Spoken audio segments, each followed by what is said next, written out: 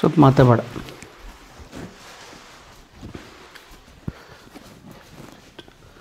सर्व आदरणीय विद्यार्थी मित्रांना नमस्कार.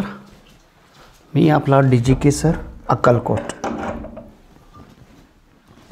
आजच्या या व्हिडिओमध्ये पेपर क्रमांक महाराष्ट्राची सेट परीक्षा पेपर क्रमांक 1 मधील 8वा युनिट ICT मध्ये येणारी एक महत्त्वाची कन्सेप्ट आहे कॉम्प्युटर सॉफ्टवेअर. आता सॉफ्टवेअर कशाला म्हणतो आपण? हे बघा, सॉफ्टवेअर आणि हार्डवेअर ह्या दोन्ही घटकामुळे कॉम्प्युटर बनत असतात. ज्या घटकाला आपण पाहतो आणि हातात धरतो त्याला आपण हार्डवेअर म्हणतो, आणि जे घटक इलेक्ट्रॉनिकच्या स्वरूपात कॉम्प्युटरमध्ये असून कॉम्प्युटरचं काम करण्यासाठी मदत करणारे आज्ञावलीला आपण सॉफ्टवेअर असे म्हणतो. Software is we cannot touch the software, we cannot hold in our hand.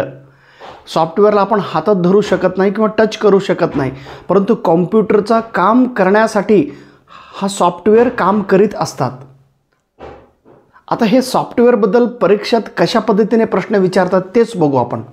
आता सॉफ्टवेअरचा it is a set of instruction.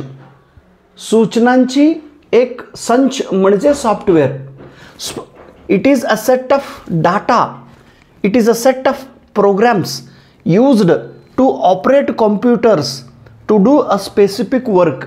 एखाद्या निर्दिष्ट काम करण्यासाठी कॉम्प्युटरला दिलेली सूचनाला आपण सॉफ्टवेअर असे म्हणतो. एखाद्या निर्दिष्ट काम पूर्ण करण्यासाठी कॉम्प्युटरला दिलेली डाटाला आपण सॉफ्टवेअर असे म्हणतो.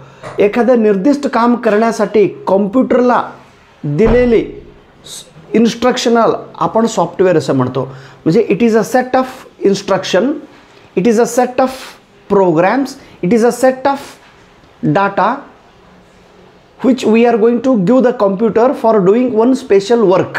ओके, सॉफ्टवेअर आज्ञावली कॉम्प्युटर काम करण्यासाठी त्याला दिलेल्या माहितीला सॉफ्टवेअर असे आपण म्हणतो. तर फर्मवेअर म्हणजे काय? Firmware it is also software, but it is a software in hardware. कॉम्प्युटरमध्ये जे काही हार्डवेअर आहे त्या हार्डवेअरमध्ये मिसळलेले ही सॉफ्टवेअर आहे, आणि या सॉफ्टवेअरमध्ये आपण माहिती दिलेलं असतो आणि तो माहिती कंप्लीट परमनंटली स्टोर झालेले असतात. It is a software in hardware. We cannot change this information, this data, this program easily because it is stored permanently. Computer काम करण्यासाठी ह्याला कॉम्प्युटरचे काम पूर्ण होण्यासाठी कॉम्प्युटरचं कार्य प्रणाली व्यवस्थित होण्यासाठी दिलेले सूचना आणि हे सूचना आणि माहिती आणि डाटा हे परमनंटली त्या कॉम्प्युटरच्या एका सॉफ्टवेअरमध्ये दडलेलं असतो. उदाहरणार्थ रॉममध्ये रीड ओनली मेमरी ह्याच्यामध्ये जे स्टोअर झालेले इन्फॉर्मेशन आहे तो परमनंटली स्टोअर असतो. It is a software in hardware. It cannot easily changed or modified. It is a computer program. Computer programs are permanently stored in firmware. हे बघा, firm म्हणजे fix म्हणजे परमनंट.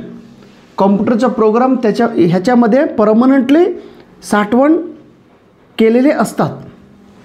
सॉफ्टवेअर आणि firmware कृपया हे लक्षात ठेवा, कारण हे नेट एक्झाममध्ये विचारलेले दोन्ही प्रश्न आहेत. आता टाईप्स ऑफ सॉफ्टवेअर.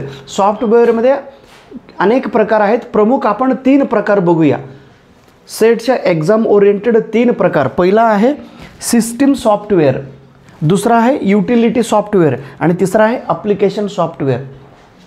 आता सिस्टीम सॉफ्टवेअर, एखादं सिस्टीम काम करण्यासाठी जे सॉफ्टवेअर मदत करत असतात त्या सॉफ्टवेअरला आपण सिस्टीम सॉफ्टवेअर असे म्हणतो. हे कॉम्प्युटरमध्ये फिक्स्ड असतात. आता system software it helps computer to run. Computer run करण्यासाठी, कॉम्प्युटर चालू करण्यासाठी, कॉम्प्युटर काम पूर्ण करण्यासाठी हे सॉफ्टवेअर मदत करत असतात. उदाहरण OS हे पेपरला आलेले होते बघा. हे हिमाचल HP सेट एक्झामला OS म्हणजे ऑपरेटिंग सिस्टीम. हे एक सॉफ्टवेअर आहे operating system. It controls all resource. कॉम्प्युटरमध्ये प्रत्येक घटकावरती नियंत्रण करण्यासाठी हे OS काम करीत असतात. ऑपरेटिंग सिस्टीम लक्षात ठेवा. GUI हाही कर्नाटकच्या सेट एक्झाममध्ये आणि आपलं महाराष्ट्राच्या सेट एक्झाममध्ये 2016मध्ये विचारलेले प्रश्न. GUI म्हणजे काय? ग्राफिकल, G म्हणजे ग्राफिकल, U म्हणजे यूजर, I म्हणजे इंटरफेस. ह्याचा फुल फॉर्म लक्षात ठेवा. Graphical user interface, graphical user interface हाही सॉफ्टवेअर सिस्टीम सॉफ्टवेअर म्हणून काम करीत असतात. आता विशेष म्हणजे हा 2014च्या नेट एक्झाममध्ये विचारलेला प्रश्न. Compiler it is a software. हे बघा, हे परमनंटली कॉम्प्युटरमध्ये स्टोअर झालेले असतात. हे कंपायलर काय करत असतात? हाय लेवल लँग्वेजचा, म्हणजे एखाद्या प्रोग्रामचा हाय लेवल लँग्वेज असेल तर तो मशीन लँग्वेजमध्ये कन्वर्ट करण्यासाठी कंपायलरचा वापर होत असतो. It is a software, it is converting the high level into binary language. High level लँग्वेजचा बायनरी लँग्वेजमध्ये, हाय लेवल लँग्वेजचा मशीन लँग्वेजमध्ये कन्वर्ट करण्यासाठी, रूपांतर करण्यासाठी कंपायलर काम करीत असतात. आणि compiler it is a software, it converts the source code. लक्षात ठेवा, आहे सोर्स कोडचा ऑब्जेक्ट कोडमध्ये कन्वर्ट करण्याची कामं कंपायलर सॉफ्टवेअर करीत असतात. Please remember, compiler it is a software, it is converting the source code into object code. Compiler is a software, it is converting the high level language to machine language or binary language. हे NET एक्झाममध्ये विचारलेले प्रश्न 100% पुन्हा एकदा विचारतात, व्यवस्थित लक्षात ठेवा. त्याच्यानंतर युटिलिटी सॉफ्टवेअर. कॉम्प्युटरचा आपण कशा पद्धतीने उपयोग करून घेतो, कॉम्प्युटरपासून म्हणजे या सॉफ्टवेअरपासून आपल्याला उपयोग व्हायला पाहिजे असे अनेक उपयुक्त असलेले सॉफ्टवेअर ह्या कॉम्प्युटरमध्ये आहे. युटिलिटी सॉफ्टवेअर, उपयुक्त software. It maintains the computer. कॉम्प्युटरला प्रोटेक्शन करण्यासाठी, कॉम्प्युटरचं काम व्यवस्थित आणि सुरळीत होण्यासाठी हे सॉफ्टवेअर मदत करत असतात. या युटिलिटी सॉफ्टवेअरमध्ये पुन्हा 3 प्रमुख प्रकार आहे. Antivirus software. आता अँटीव्हायरस सॉफ्टवेअर हे काय करत असतात?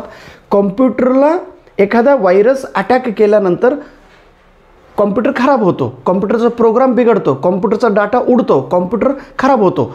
मग कॉम्प्युटर खराब होऊ नये, कॉम्प्युटरचा डाटा खराब होऊ नये, कॉम्प्युटरमधला प्रोग्राम करप्ट होऊ नये म्हणून कॉम्प्युटरला संरक्षण करण्यासाठी हे अँटीव्हायरस सॉफ्टवेअर काम करीत असतात.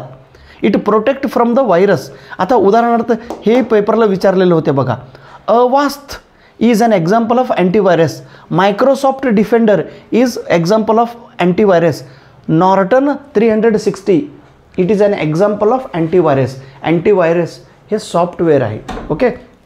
आता डेस्कटॉप विजेट्स. आपण जेव्हा कॉम्प्युटर ओपन केल्यानंतर स्क्रीन ओपन केल्यानंतर मॉनिटरवरती काही छोटे सिम्बॉल्स येतात, आयकॉन येतात. तिचं डेट आहे, टायमिंग आहे, कॅलेंडर असतात, मॅप आहे, असे छोटे आयकॉन, छोटे सिम्बॉल्स तिथं दिसतात. ते सिम्बॉल्स किंवा ते छोटे आयकॉन्स आपल्याला कॉम्प्युटरचा वापर करून घेण्यासाठी ते आपल्याला मदत करीत असतात. टाईम आहे, कॅल्क्युलेटर आहे, डेट आहे, मॅप आहे, कॅलेंडर आहे. आता हे परीक्षेमध्ये कसं विचारलं होतं प्रश्न? Time, calculator, date, map, calendar हे काय आहे? हे तर हे डेस्कटॉप विजेट्स आहे. ओके, लक्षात ठेवा. प्रश्न सरळ आणि साधे सोपे विचारतात. फक्त आपल्याला त्याचा अर्थ, डिक्शनरी मिनिंग माहिती असेल तर सेट एक्झाम आपण परीक्षा पास होतो. जर आपण भरपूर डिटेलमध्ये अभ्यास केला आणि साधा कन्सेप्ट जर तुम्हाला माहिती नसेल तर सेट पेपर उत्तीर्ण होत नाही. सेट पेपरला परीक्षा पास होण्यासाठी फक्त समजून घेऊन अभ्यास करणं महत्त्वाचं आहे. आणि पेपरला काय विचारतात तेच मी तुमच्यासमोर सांगत आहे. कृपया बी अलर्ट आणि बी सिरियस आणि बी अटेंटिव्ह. आता बॅकअप सॉफ्टवेअर. एखाद्या फोटो, एखाद्या डाटा, एखाद्या इन्फॉर्मेशन कॉम्प्युटरमधून डिलीट झाला तर ते पुन्हा रिस्टोर करण्यासाठी, पुन्हा ते घेण्यासाठी आपण हे बॅकअप सॉफ्टवेअर आपण वापर करतो. बॅकअप सॉफ्टवेअर, बॅकअप आणि रिस्टोर. डिलीट झालेले विषय पुन्हा एकदा रिस्टोर करतो. आता मोबाईलमध्ये आपण फोटो डिलीट केलो तर ते परमनंटली डिलीट होत नाही, ते एखाद्या डस्टबिनमध्ये जाऊन तो पडतो आणि पुन्हा 30 दिवसापर्यंत ते तिथंच असतात, नंतर ते डिलीट होतात. जर आपल्याला ते फोटो पुन्हा घ्यायचे असेल तर रिस्टोरवरती क्लिक करून त्याला रिस्टोर घेऊ शकतो आपण. ओके. आता हे बॅकअप सॉफ्टवेअर कोणकोणतं आहे हे प्लीज लक्षात ठेवा. हे Acronis is a backup software, VM backup software आणि Azure backup software. Acronis it is a backup software. त्याच्यानंतर ॲप्लिकेशन सॉफ्टवेअर. ॲप्लिकेशन सॉफ्टवेअरला आपण शॉर्टमध्ये ॲप म्हणतो. ॲप. अहो तुमचा मोबाईलमध्ये कुठला ॲप आहे हो, आपण म्हणतो ना ॲप. एक नवीन ॲप आलं आहे, ते डाउनलोड करून घ्या. आता दीक्षा एक ॲप आहे, आपण डाउनलोड करून घेतो. आणि प्रत्येक राज्यातील टेक्स्टबुक आपण त्या दीक्षा ॲपनेद्वारे आपण डाउनलोड करू, जे दीक्षा ॲपनेद्वारे आपल्याला माहिती मिळत असतात. ॲप आहे ना, अनेक वेगवेगळ्या प्रकारची ॲप असतात, त्याच्यापासून आपल्याला माहिती मिळतो त्या ॲपद्वारे. ओके. आता ॲपमध्ये पुन्हा 2 प्रकार. विशेष म्हणजे प्रोडक्टिव्ह सॉफ्टवेअर. प्रोडक्टिव्ह सॉफ्टवेअर ज्या सॉफ्टवेअरमुळे आपल्याला काम करता येतील, त्याच्यातून प्रोडक्ट निर्माण करता येतील. उदाहरणं MS वर्ड, MS एक्सेलवरून आपण चार्ट बनवू शकतो, कॉलम बनवू शकतो. आणि ॲक्रोबॅट रीडर आहे, गुगल लेन्स आहे. आता बघा हे गुगल लेन्स किती फायदेशीर आहे. जर मला इंग्लिश कळत नसेल तर इंग्लिशवरती आपण असं क्लिक केलो तर इंग्लिशपासून मराठीमध्ये ट्रान्सलेशन करता येतो हे गुगल लेन्स. जर तुम्हाला कन्नड कळत असेल तर कन्नडच्या इन्फॉर्मेशनवरती फोटो करा आणि कन्वर्ट करा मराठी. कन्नडपासून मराठीमध्ये कन्वर्ट होतो. आता मला एकदा मराठी कळत नाही, कारण मराठीवर असं मी ट्रान्सलेशन गुगल लेन्सच्या साहाय्याने फोटो काढतो, मराठीवरून कन्नडमध्ये ट्रान्सलेशन करून घेऊन ते वाचन करतो, मग ते कन्सेप्ट समजावून घेतो. ट्रान्सलेशन ॲप आहे हे गुगल लेन्स, अतिशय उपयुक्त आहे बघा. त्याच्यानंतर कोलॅबरेटिव्ह सॉफ्टवेअर. ह्या सॉफ्टवेअरसुद्धा म्हणजे एखादं काम पूर्ण करण्यासाठी त्याच्यातून आपण फायदा करतो. आता यूट्यूब, तुमचा सेटनेटचा अभ्यास पूर्ण होण्यासाठी माझा हा यूट्यूबचा चॅनल तुम्हाला थोडं प्रोत्साहन देत आहे, तुम्हाला थोडं फिनिशिंग टच म्हणून तुम्हाला थोडं आयडिया देण्यासाठी माझा व्हिडिओ तुम्हाला उपयुक्त ठरत असेल. ओके. यूट्यूब चॅनल आहे, फेसबुक आहे, हे सगळं कोलॅबरेटिव्ह सॉफ्टवेअर म्हणतो आपण. ओके. अशा पद्धतीने मी तुम्हाला सॉफ्टवेअर म्हणजे काय, फर्मवेअर म्हणजे काय, सॉफ्टवेअरमध्ये किती प्रकार आहे, सिस्टीम सॉफ्टवेअर म्हणजे काय, युटिलिटी सॉफ्टवेअर कशाला म्हणतात, ॲप्लिकेशन सॉफ्टवेअर म्हणजे काय, त्याचं महत्त्व आणि त्याचं एक्झाम्पल मी तुम्हाला सांगितलेले आहे. कृपया बोर्डवर लिहिलेले प्रत्येक कन्सेप्ट आपण लक्षात ठेवा आणि तुमच्या नोटबुकमध्ये लिहून काढा. Thank you so much. जय महाराष्ट्र.